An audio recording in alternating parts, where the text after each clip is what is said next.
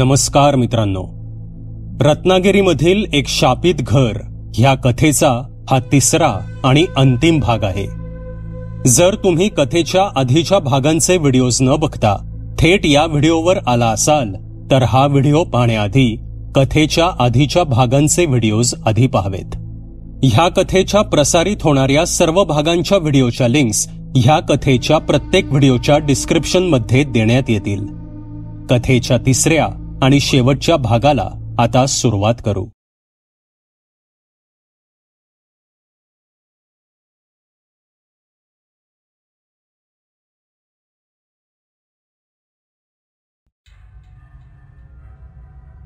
मित्रांनो, दुसऱ्या भागात आपण पाहिलं की सुनीता त्यांच्या सोबत घडणाऱ्या विचित्र घटनांबद्दल विचार करत असतानाच तिला टीव्हीवर चालू असणाऱ्या एका कार्यक्रमाद्वारे 2 तज्ज्ञांबद्दल कळतं, जे शापित घरं, भूत, प्रेतात्मे यांच्याबद्दल सांगत असतात. आणि त्यांच्याकडे मदत मागण्यासाठी सुनीता त्या 2 तज्ज्ञांना जाऊन भेटते आणि त्यांना आपल्या घरी येण्यासाठी विनंती करते. तसे ते 2 तज्ज्ञ सावंत कुटुंबाच्या घरी जातात.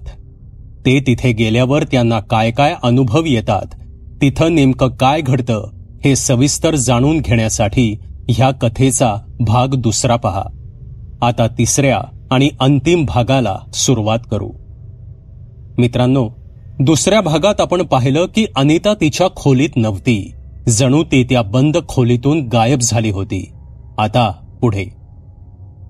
खाली जाऊन आपल्या खोलीतून तो निळा दिवा घेऊन या, महेश्वरने अजयला सांगितलं. तसं अजय धावत खाली गेला आणि तो एक निळा दिवा घेऊन वरती आला.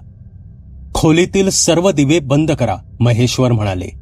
तसे खोलीतील सर्व दिवे बंद करण्यात आले आणि दिवे बंद होताच महेश्वरनी तो निळा दिवा चालू केला आणि त्याने तो त्या खोलीतील जमिनीकडे रोखून धरला. तसे त्या निळ्या प्रकाशात त्यांना खोलीतील जमिनीवर पावलांचे आणि हातांचे पांढरे ठसे दिसू लागले.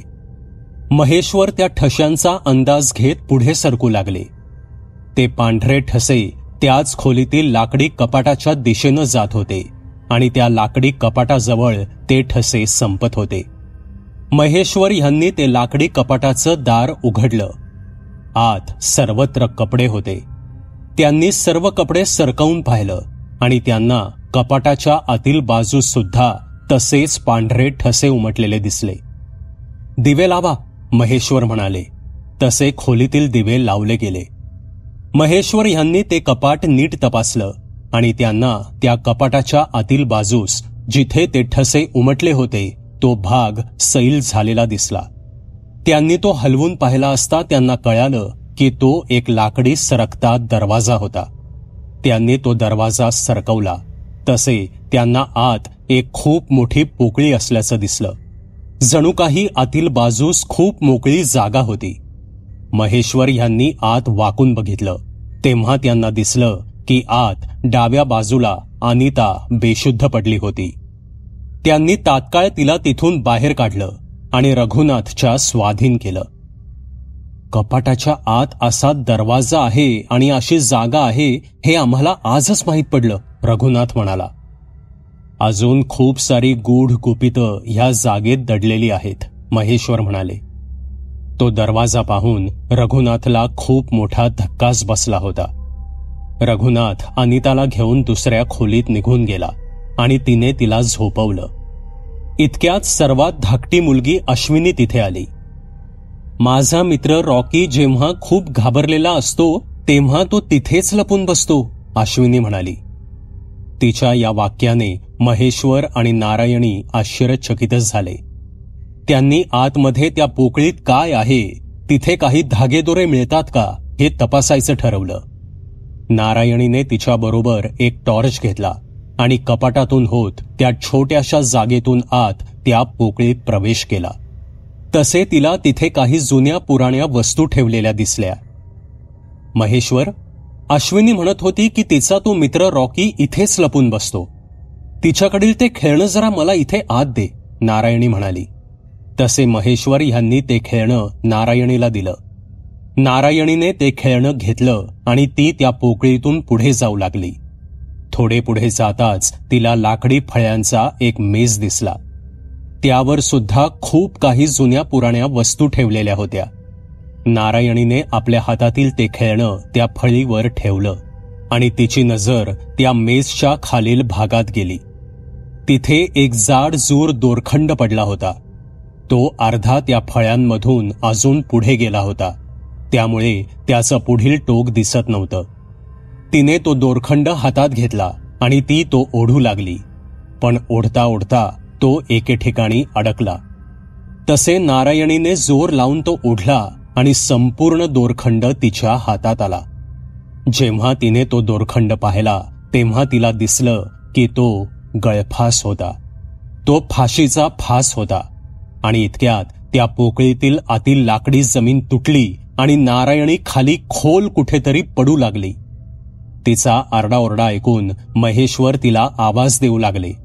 ते त्या छोट्या पोकळीतून आत जायचा प्रयत्न करू लागले, पण त्यांना आत जाता येत नव्हतं. आणि घराच्या प्रत्येक भिंतीला कान लावून नारायणीचा काही आवाज येतो का त्याचा अंदाज घेऊ लागले. इकडे नारायणी खूप खोल घराच्या आतील भागात कुठेतरी पडली होती. तिच्या शेजारी टॉर्च आणि ते अश्विनीचं खेळणं सुद्धा पडलं होतं. काहीच वेळात ती भानावर आली. ती ठीक होती. तिने टॉर्च उचलला आणि ती इकडे तिकडे तो टॉर्च फिरवू लागली. तसे अचानक तिच्या शेजारी पडलेल्या त्या खेळण्याची किंचित हालचाल झाली. नारायणीने ते खेळणं हातात घेतलं आणि त्याला चावी दिली आणि त्याचं झाकण उघडून ती त्या आरशात बघू लागली. तसे तिला त्या आरशात एका बाईचं डोकं दिसू लागलं. ती पाठमोरी बसली होती आणि तिच्या रडण्याचा आवाज येऊ लागला. हे सर्व तिनं माझ्याकडून करवून घेतलं, ती बाई रडतच म्हणाली. नारायणीने पाठीमागे वळून बघितलं, पण मागे कोणीच नव्हतं.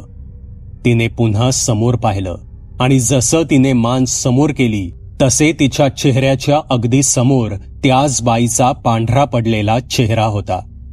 तिचे डोळे लाल झाले होते, तोंडातून रक्त येत होतं आणि ती पुन्हा म्हणाली, हे सर्व तिनं माझ्याकडून करवून घेतलं.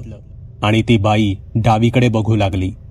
तसे नारायणी सुद्धा त्या दिशेने पाहू लागली, पण तिला काहीच नजरेस पडलं नाही. तिने पुन्हा समोर बघितलं, पण आता तिच्या समोरची बाई गायब झाली होती. नारायणी इकडे तिकडे टॉर्च फिरवत होती आणि अचानक तिच्या समोर वरून 2 पांढरे पाय खाली आले. अचानक असे पाय समोर आल्याने ती प्रचंड घाबरली. ते पाय हळूहळू तिच्या बाजूला वळू लागले आणि ते एकदम जमिनीवर टेकले गेले. तसे नारायणीला त्या भयंकर बाईचा चेहरा दिसला. काही वेळ ती बाई नारायणीकडे रागाने पाहत होती. नारायणी थेट तिच्या डोळ्यांमध्ये पाहत होती.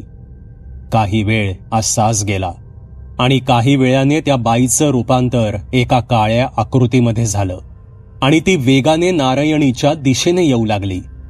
ते दृश्य पाहून नारायणी घाबरली आणि ती इकडे तिकडे पळू लागली. ती बाई तिच्यावर झडप घालणार इतक्यात नारायणीला एक जिना दिसला. तिला समजलं की आपण त्याच तळघरात आहोत. नारायणी वेगाने त्या जिन्याने वर आली. तिथे महेश्वरसह घरातील सर्वजण उभेच होते. त्यांनी तिला खेचून वर घेतलं आणि तळघराचा दरवाजा लावून घेतला. महेश्वर, मला आता नीट कळालंय की इथे नक्की काय घडलंय. सर्व प्रकार माझ्या लक्षात आलाय, नारायणी म्हणाली. तिला धाप लागली होती. त्यांनी नारायणीला पाणी दिलं. काही वेळाने शांत झाल्यावर नारायणी बोलू लागली. हे सर्व सविताचा भयंकर आत्मा करतोय. तिने स्वतःचा आणि स्वतःच्या मुलाचा बळी देण्यामागचा हेतू हा होता की आपल्या मृत्यूनंतर तिला खूप साऱ्या सैतानी शक्ती प्राप्त होणार होत्या आणि ती खूप शक्तिशाली प्रेतात्मा बनणार होती. गळफास घेण्याच्या आधी तिने भविष्यात या घरात जे कोणी राहायला येईल त्यांना श्राप दिला आणि ती त्यांच्या जीवावर उठेल अशी सुद्धा मागणी सैतानाकडे केली. त्याच बाईच्या भयंकर आत्म्याने म्हणजेच सविताच्या आत्म्यानेच त्यांच्यानंतर इथे राहणाऱ्या घुमे कुटुंबातील बाईच्या हातून तिच्या मुलाला ठार मारलं आणि तिला आत्महत्या करायला भाग पाडलं. हे पूर्वी 150 एकरचं फार्म हाऊस होतं. त्याचे वेगवेगळे हिस्से करून ते पुढे विकून टाकण्यात आले आणि जी कुटुंब मृत्युमुखी पडली आहेत ते ज्या घरात राहत होते ती जमीन ह्याच 150 एकर जमिनीचा हिस्सा होती. ह्या सर्व घटनांवरून एक गोष्ट महेश्वर आणि नारायणीच्या लक्षात आली होती की जो कोणी त्या मूळ जमिनीवर कब्जा करण्याचा प्रयत्न करेल त्या कुटुंबाचा विनाश होण्याची शक्यता होती. नारायणी पुढे बोलू लागली. ती रोज रात्री सुनीताच्या जवळ येते. सुनीताच्या हातांवरील ते डाग त्याच भयंकर बाईच्या स्पर्शामुळे पडले आहेत. त्या भयंकर बाईला सुनीताचं शरीर हवंय, नारायणी म्हणाली. हे ती सांगतच होती इतक्यात हॉलमधल्या वस्तू थरथरू लागल्या आणि अचानक पौर्णिमाचे केस वर उचलले जाऊ लागले आणि क्षणात पौर्णिमा हवेत उचलली गेली आणि त्या खोलीतील दारावर आदळली गेली. ती त्या खोलीत इकडून तिकडे खेचली जाऊ लागली. तिचे केस धरून तिला कोणीतरी ओढत होतं. ते दृश्य पाहून घरातील सर्वजण प्रचंड घाबरले आणि ते पौर्णिमाला धरायचा प्रयत्न करू लागले, पण तिला कोणीही थांबवू शकत नव्हतं. इतक्यात सर्वांनी मिळून तिच्यावर झडप घातली आणि नारायणीने तिचे केस मधून कापून टाकले. तशी पौर्णिमा त्या आत्म्याच्या पकडीतून सुटली आणि ती घाबरून रडू लागली. मला असं वाटतं की तुम्हाला काही दिवसांकरता दुसरीकडे कुठेतरी शिफ्ट व्हावंच लागेल. तुम्ही शहरातील कुठल्याही हॉटेलमध्ये राहू शकता. जास्तीत जास्त 1-2 दिवस राहावं लागेल. आम्हाला आता हवी ती सर्व माहिती मिळाली आहे. माझ्या ओळखीत एक जण आहेत जे असल्या शापित जागा आत्म्याच्या तावडीतून मुक्त करतात. आम्ही लवकरच त्यांना घेऊन येऊ. तोपर्यंत आपण तुमची सोय एखाद्या हॉटेलमध्ये करू, महेश्वर म्हणाले. हॉटेल कशाला? माझ्या 2-3 खोल्या आहेत, त्या तशाच पडून आहेत. तिथे हे सर्वजण राहू शकतात, विजय म्हणाला. ठीक आहे रघुनाथ, माझा हा सहकारी तुमच्या सोबत असेल. आम्ही तोपर्यंत पुढील कामाला लागतो. आम्ही लवकरच परत येऊ, महेश्वर म्हणाले आणि सर्वजण आपापल्या गाड्यांच्या दिशेने जाऊ लागले. नारायणी सुद्धा त्यांच्या गाडीत जाऊन बसलीच होती आणि इतक्यात नारायणीच्या कानावर एक हाक ऐकू आली. आई! त्या आवाजाने नारायणी दचकली, कारण तो आवाज तिच्या मुलीचा होता आणि तो आवाज त्या तळ्याच्या दिशेनं येत होता. तसे नारायणी गाडीतून खाली उतरून त्या तळ्याकडे जाऊ लागली. काहीच वेळात ती त्या तळ्याजवळ पोचली आणि ती पाण्यात पाहू लागली आणि समोरील दृश्य पाहून ती जागीच गोठली. तिला दिसलं की त्या तळ्यातील पाण्यातून तिच्या मुलीचं मृत शरीर वाहत वाहत तिच्या समोरून पुढे जातंय. तिच्या मुलीचा चेहरा पांढरा पडला आहे. ते पाहून नारायणी प्रचंड घाबरली. ती त्या पाण्यात हात घालून आपल्या मुलीचं शरीर पकडायचा प्रयत्न करू लागली, पण त्या मुलीचं मृत शरीर तिच्यापासून दूर गेलं आणि त्या पाण्यातच लुप्त झालं. ती धावतच पुन्हा घराकडे आली. ती आत गेली आणि तिने तिथून आपल्या घरी फोन लावला. त्यांच्या घरी तिची सासू म्हणजेच महेश्वर यांची आई होती. आई, मी नारायणी बोलतीये. मंजू कुठे? ती ठीक आहे ना? नारायणीने घाबरतच विचारलं. हो, मंजू तर ठीक आहे. ती शांत झोपलीये. माझ्या समोरच आहे ती, तिची सासू म्हणाली. ते ऐकून नारायणीच्या जीवात जीव आला. आई, आम्ही घरी पोहोचतच आहोत. मंजूची काळजी घ्या, नारायणी म्हणाली आणि तिने फोन ठेवून दिला. नारायणी, काय झालं काय? तू घरी फोन का केला होतास? महेश्वर यांनी विचारलं. महेश्वर, आपल्याला लवकरात लवकर घरी जायला हवं. मला असं वाटतंय की आपल्या मुलीच्या मंजूच्या जीवाला धोका आहे. मी आत्ता त्या तळ्यात खूप भयंकर दृश्य पाहिलं. मला वाटतं त्या भयंकर आत्म्याने दिलेली ही एक चेतावणी आहे, कारण आपण ह्या कुटुंबाला मदत करतोय म्हणून, नारायणी घाबरत बोलत होती. ठीक आहे, आपण आधी घरी जाऊ, महेश्वर म्हणाले आणि ते घरी जायला निघाले. दिवस मावळून गेला होता. रात्र झाली होती. महेश्वर आणि नारायणीला घरी पोचायला 1-1.5 तास तरी लागणार होता. ते वेगाने आपल्या घराकडे निघाले. इकडे सावंत कुटुंब आणि विजय सुद्धा त्याच्या खोल्या असलेल्या ठिकाणी पोचले. ते 2 गाड्यांमधून आले होते. त्यांच्यातील एका गाडीत म्हणजेच विजयच्या गाडीत बरोबर आणलेलं सामान होतं आणि दुसऱ्या गाडीत म्हणजे सावंत यांच्या स्वतःच्या गाडीत ते 7 जण होते. ते सर्वजण गाडीतून खाली उतरले. त्यांनी त्यांच्या बरोबरील असलेलं सामान गाडीतून काढायला सुरुवात केली. पण सुनीता मात्र गाडीत तशीच बसून राहिली होती. सुनीता, चल उतर, रघुनाथ म्हणाला. तसे भानावर येऊन ती गाडीतून उतरली. सर्व मुलींना आणि सुनीताला त्या खोल्यांमध्ये थांबायला सांगून आपली गाडी तिथेच लावून रघुनाथ आणि विजय काही सामान आणण्यासाठी बाहेर निघून गेले. इकडे महेश्वर आणि नारायणी यांचा त्यांच्या घराच्या दिशेने प्रवास सुरूच होता. त्यांची मुलगी मंजू तिच्या खोलीत शांत झोपली होती आणि अचानक कसल्या तरी धक्क्याने तिला जाग आली. तिला जाणवलं की तिचे पाय धरून कोणीतरी तिला जोरात ओढलं होतं. तसे ती उठून बसली आणि तिने खोलीभर नजर टाकली, पण खोली शांत होती. ती बेडवरून उठून तिच्या आजीच्या म्हणजेच महेश्वर ह्यांच्या आईच्या खोलीत गेली, पण तिची आजी बेडवर नव्हती. ती खोलीत कुठेच दिसत नव्हती. इतक्यात तिला खालच्या मजल्यातून तिच्या आईवडिलांचा म्हणजेच महेश्वर आणि नारायणीचा आवाज ऐकू आला. तसे ती जिना उतरून खालती आली. महेश्वर यांच्या घरात एक खोली होती. ती खोली सतत बंद असायची, कारण त्या खोलीत त्यांनी आत्तापर्यंत सोडवलेल्या भूताखेतांच्या प्रकरणातील साहित्य म्हणजेच शापित घरातील काही वस्तू, ज्या सुद्धा शापितच होत्या, काही सुरे, चाकू, विचित्र खेळणी वगैरे अशा वस्तू ठेवल्या होत्या. त्या खोलीत जायची मुभा फक्त महेश्वर आणि नारायणीलाच होती. मंजूला तर त्या खोलीच्या आसपास सुद्धा फिरकायची परवानगी नव्हती आणि त्यांचा आवाज त्याच खोलीतूनच येत होता. ती खाली आली तेव्हा तिला दिसलं की त्या खोलीचं दार अर्धवट उघडं आहे. हळूच दार उघडून तिने आत नजर टाकली आणि अचानक त्या खोलीतील दिवे विझले आणि मंजू आत खेचली गेली आणि दरवाजा बंद झाला. त्या खोलीतील दिवे बंद चालू व्हायला लागले. ती जोर जोराने ओरडत होती, दरवाजा वाजवत होती, दरवाजा उघडायचा प्रयत्न करत होती, पण दरवाजा उघडला जात नव्हता. इतक्यात महेश्वर आणि नारायणी घरी पोचले. तसे त्यांना नजरेस पडलं की महेश्वर यांची आई घरभर मंजूला हाका मारत शोधत होती. आई, काय झालं? मंजू कुठे? नारायणीने काळजीने विचारलं. मला माहित नाही, मी बाथरूमला गेले होते आणि मी जेव्हा मंजूच्या खोलीत नजर टाकली तेव्हा ती तिच्या खोलीत नव्हती. मी तिला शोधतीये, महेश्वर यांची आई म्हणाली. तसे त्यांना दार ठोठावण्याचा पुसटसा आवाज ऐकू आला. तो आवाज त्याच बंद खोलीतून येत होता. क्षणाचाही विलंब न करता तिघे सुद्धा त्या खोलीच्या दरवाजाजवळ गेले. त्यांना आतून मंजूच्या ओरडण्याचा, किंचाळण्याचा आवाज येत होता.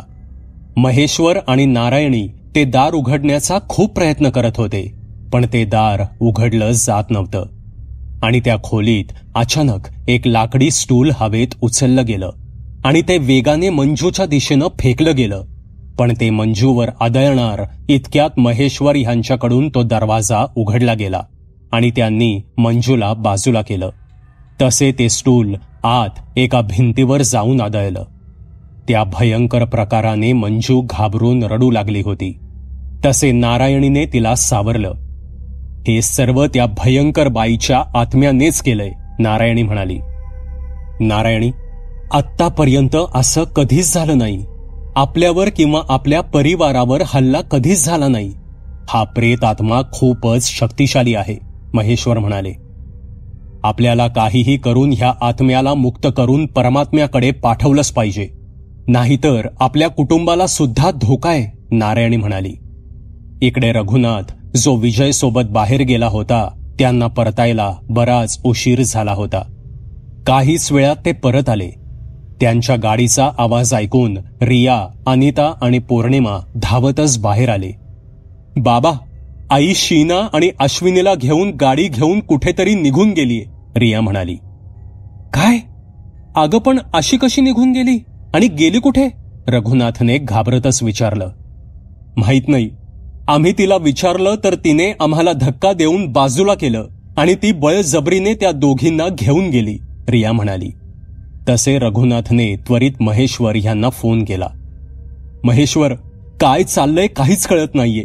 सुनीता एकदम विचित्रपणे शीना आणि अश्विनीला घेऊन कुठेतरी निघून गेलीये, रघुनाथ घाबरतच म्हणाला.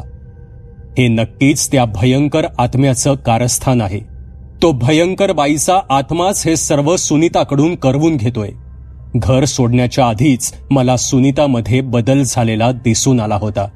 ती नक्कीच परत त्यांच्या घराकडेच गेलीये, नारायणी म्हणाली. रघुनाथ, आमच्याकडे सुद्धा मंजू सोबत खूप काही विचित्र घडलंय, पण हे सांगायची आत्ता वेळ नाही. अजून एक गोष्ट, आम्ही आमच्या माहितीत असलेल्या त्या पुजाऱ्यांना फोन केला होता, पण ते पुजारी शहरात नाहीयेत. जे काही करायचं आहे ते आता आपल्यालाच करायचंय. तुम्ही सर्वजण तुमच्या घराकडे निघा. आम्ही सुद्धा इथून निघतोच. त्या तिघांच्याही जीवाला धोकाय, महेश्वर म्हणाले.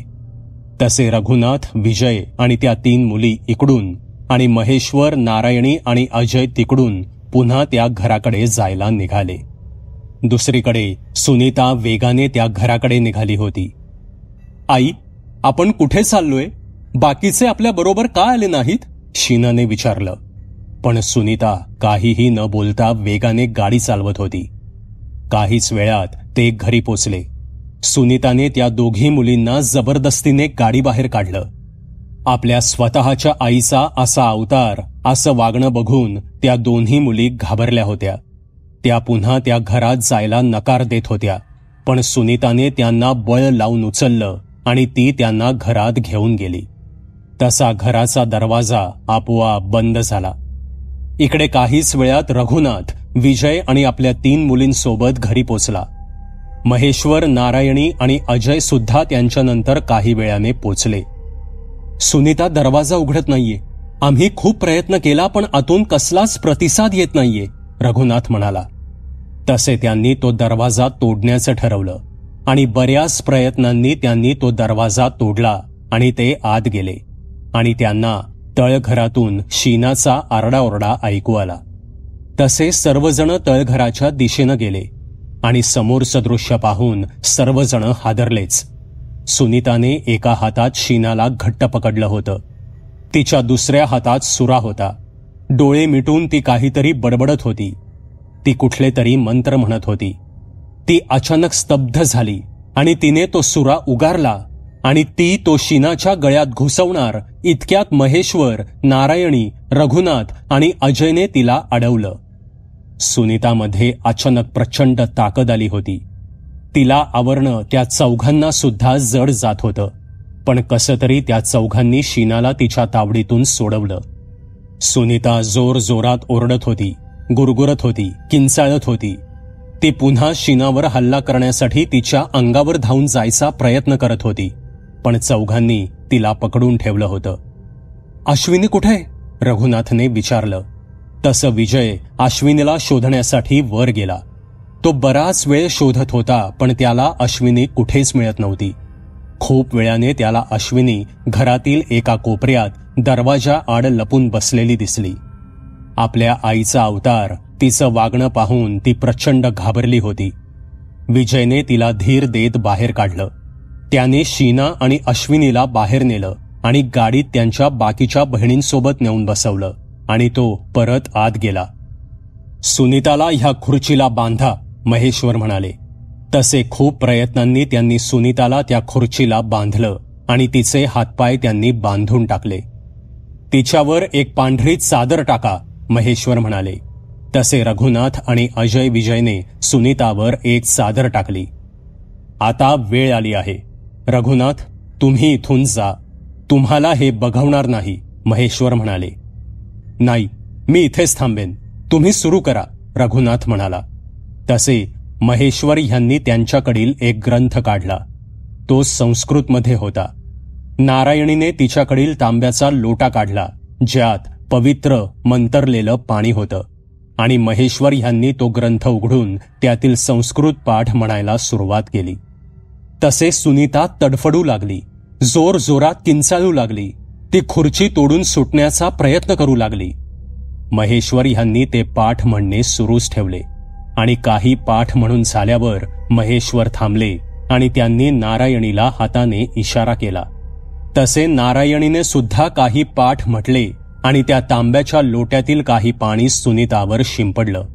तसे सुनीताने एक जोरदार किंकाळी फोडली आणि ती प्रचंड जोरात गुरगुरू लागली. त्या किंकाळीने ते संपूर्ण तळघर, त्या तळघरातील वस्तू थरथरू लागल्या. आता महेश्वर आणि नारायणी दोघांनी एकत्र पाठ म्हणायला सुरुवात केली आणि त्यांनी पुन्हा सुनीतावर पाणी शिंपडलं. तसे आता सुनीताच्या अंगावर जी पांढरी चादर होती ती हळूहळू लाल होऊ लागली. सुनीताचा चेहरा रक्ताने भिजायला लागला होता. तिच्या अंगावर सुद्धा जखमा व्हायला सुरुवात झाली होती. नाही, थांबवा हे सगळं, तिला खूप त्रास होतोय, थांबवा, तिचा जीव जाईल, रघुनाथ म्हणाला आणि तो सुनीताला सोडवायला जाऊ लागला. तसे अजय आणि विजय ह्यांनी त्याला थांबवलं. रघुनाथ, शांत व्हा. समोर जी बाई आहे ती सुनीता नाहीये. ते शरीर सुनीताचं आहे, पण आत त्या बाईचा भयंकर आत्मा आहे. समजून घ्यायचा प्रयत्न करा, अजय म्हणाला. काही वेळाने सुनीता शांत झाली. तिची काहीच हालचाल होत नव्हती. ही शांत का झाली? काय झालं माझ्या सुनीताला? रघुनाथ म्हणाला. ही त्या आत्म्याची चाल आहे. तुम्हाला हे बघवणार नाही म्हणून तर महेश्वर तुम्हाला बाहेर जायला सांगत होते. तुम्ही जर या विधीमध्ये व्यत्यय आणलात तर तुम्ही तुमच्या बायकोला कायमचे गमवून बसाल. मन खंबीर करा आणि हा विधी होईपर्यंत शांत रहा. मनात सर्व शक्तिमान देवाचं नाव घेत रहा, विजय म्हणाला. सुनीता अजून सुद्धा शांत होती. काही वेळ गेला आणि ती खुर्ची आता हवेत उचलली जाऊ लागली. ती वर हवेत गेली आणि उलटी झाली. ती खुर्ची नीट सरळ करा, जमिनीवर ठेवा. सुनीताला जमिनीवर आपटून तिच्या डोक्याला इजा पोचवण्याचा त्या आत्म्याचा हेतू आहे. तिचा जीव जाऊ शकतो, त्वरा करा, महेश्वर म्हणाले. तसे पूर्ण शक्ती लावून सर्वांनी ती खुर्ची सरळ केली आणि जमिनीवर ठेवली. तसे महेश्वर ह्यांनी पुन्हा पाठ सुरू केले आणि पुन्हा ते मंतरलेलं पाणी सुनीताच्या अंगावर टाकलं. तसे आता सुनीताच्या अंगावरील ती चादर जळू लागली आणि काही वेळाने ती फाटली. आता सुनीताचा भयंकर चेहरा सर्वांच्या नजरेस पडू लागला. तिच्या चेहऱ्यावर, अंगावर असंख्य जखमा झाल्या होत्या. असं वाटत होतं की तिचा चेहरा जळू लागला आहे. ती किंचाळत होती, रडत होती, विव्हळत होती. तसे नारायणी पुढे झाली आणि तिने सुनीताच्या डोक्यावर हात ठेवला आणि ती सुनीताला म्हणाली, सुनीता, अजून फक्त काही वेळ. त्या सैतानी आत्म्याने तुझ्या शरीरावर ताबा मिळवला असला तरी त्याला तुझ्या आत्म्यावर ताबा मिळवू देऊ नकोस. तुझ्या कुटुंबाचा विचार कर. त्यांना तुझी गरज आहे. तुझ्या मुलींना तुझी गरज आहे. तुझ्या नवऱ्याला तुझी गरज आहे. ह्याच आत्म्याने तुझ्या कुटुंबाची अशी अवस्था केली आहे. त्याच्याशी लढ, हार मानू नकोस. शुद्धीत राहायचा प्रयत्न कर. स्वामींचं नाव घे, स्वामींचं नाव घे. तसे कसे कोण जाणे, सुनीताने जोरात किंकाळी फोडली आणि ती जोरात ओरडली, जय स्वामी समर्थ, जय स्वामी समर्थ. काही वेळ सर्व काही शांत झालं आणि सुनीताला खूप मोठी उलटी झाली. तिच्या तोंडून खूप सारं लाल पाणी बाहेर पडलं आणि एक काळी आकृती तिच्या शरीरातून बाहेर पडली आणि त्या काळ्या आकृतीने सविताचं रूप धारण केलं. क्षणाचाही विलंब न करता महेश्वर आणि नारायणी दोघे एकत्र ओरडले, सैतानी प्रेत आत्म्या, हे जग तुझं नाही, हे विश्व तुझं नाही. तू ह्या विश्वाचा भाग नाहीस. आता मुक्त हो आणि नरकात जाण्यासाठी सज्ज हो. इतके बोलून त्यांनी त्या आकृतीवर पाणी शिंपडलं. तसे त्या आकृतीमधून वाफ येऊ लागली. जणू ती आकृती जळत होती आणि क्षणात त्या तळघराच्या छताला तडा गेला आणि ती आकृती तिथून लुप्त झाली. सर्वांनी धरून सुनीताला बाहेर सूर्यप्रकाशात आणलं. तसे हळूहळू तिच्या अंगावरील काळे डाग निघून जाऊ लागले आणि तिचा भयंकर दिसणारा चेहरा पूर्ववत होऊ लागला. काहीच वेळात सुनीता भानावर आली आणि तिने आधी आपल्या कुटुंबाकडे धाव घेतली. ते सर्व कुटुंब एकमेकांना बिलगून रडत होतं. नारायणीने पुन्हा त्या घरावर आणि आसपासच्या परिसरावर नजर टाकली. तिला निर्मळ सूर्यप्रकाश, खेळती हवा, एकंदरीतच प्रसन्न आणि उत्साही वातावरणाशिवाय काहीच नजरेस पडलं नाही. तिने महेश्वर ह्यांच्याकडे बघून स्मित केलं. काही वेळाने महेश्वर रघुनाथकडे आले आणि म्हणाले, ते भयंकर पर्व आता संपलं आहे. इथे वावरणारे सर्व आत्मे आता कायमचे त्यांच्या जगात निघून गेले आहेत. आता सर्व काही नीट झालंय. तसे रघुनाथ आणि सुनीता दोघे म्हणाले, महेश्वर, नारायणी, आम्ही तुमचे उपकार कसे फेडू हे आम्हाला समजत नाहीये. तुम्ही आम्हा सर्वांना एक नवीन जन्म, एक नवीन आयुष्य दिलंय. आम्ही सर्वजण आपले ऋणी झालो आहोत. सर्वांनी आकाशाकडे बघून देवाला नमन केलं आणि जय स्वामी समर्थ असा जयघोष करत आपापल्या घराकडे रवाना झाले. मित्रांनो, सैतानी शक्ती अत्यंत भयंकर आहेत. या शक्ती शाश्वत आहेत आणि आजही त्यांचं अस्तित्व कायम आहे. सैतान आहे, देव सुद्धा आहेच आणि आपले संपूर्ण जीवन, आपले भविष्य हे आपण ह्या दोन पैकी कुठल्या मार्गाचा स्वीकार करतो यावरच ठरतं. मित्रांनो, तुम्हाला ही कथा कशी वाटली ते कॉमेंटमध्ये नक्की सांगा. पुन्हा भेटूयात अशाच एका भयकथेसोबत. धन्यवाद. सबस्क्राईब करा एटी स्टोरी टेलर चॅनलला आणि बेल आयकन दाबून ऑलवर क्लिक करा आमचे व्हिडिओज सगळ्यात आधी बघण्यासाठी.